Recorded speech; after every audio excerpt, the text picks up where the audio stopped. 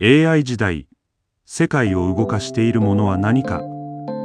最近、AI や半導体関連のニュースを見ていて考えることがあります。世界には未来を語る側と、その未来を現実で成立させる側があるということです。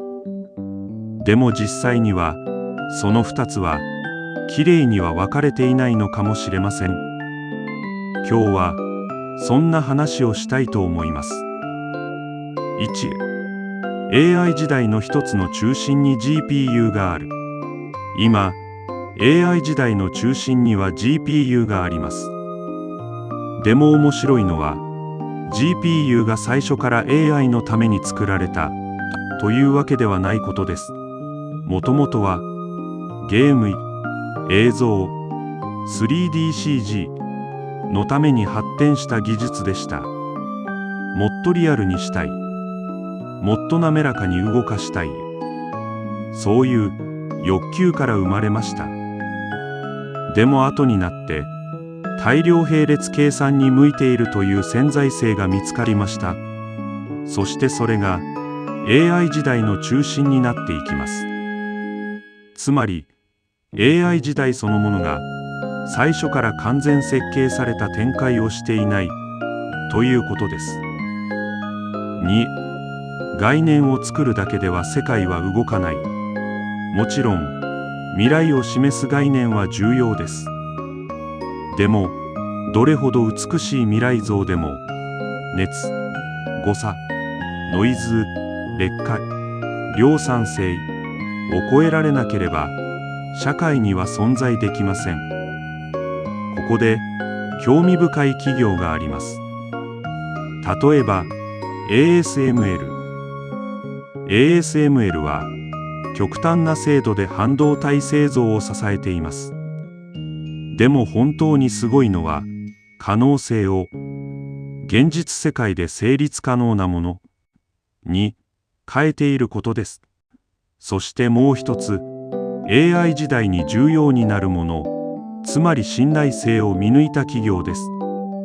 例えば、アドバンテスト。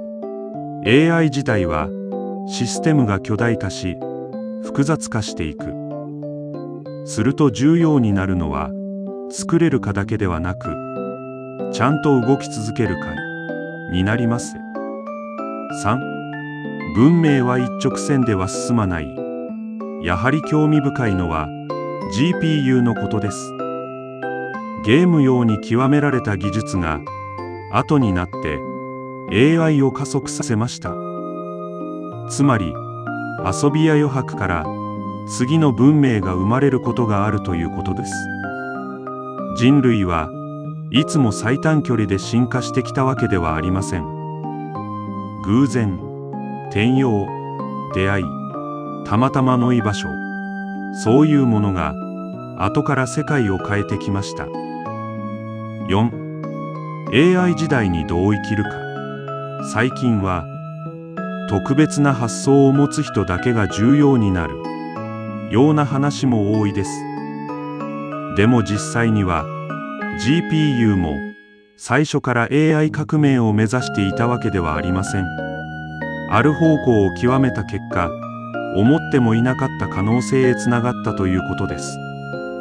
つまり世界は完璧に未来を見通した人だけで進んでいるわけではありません。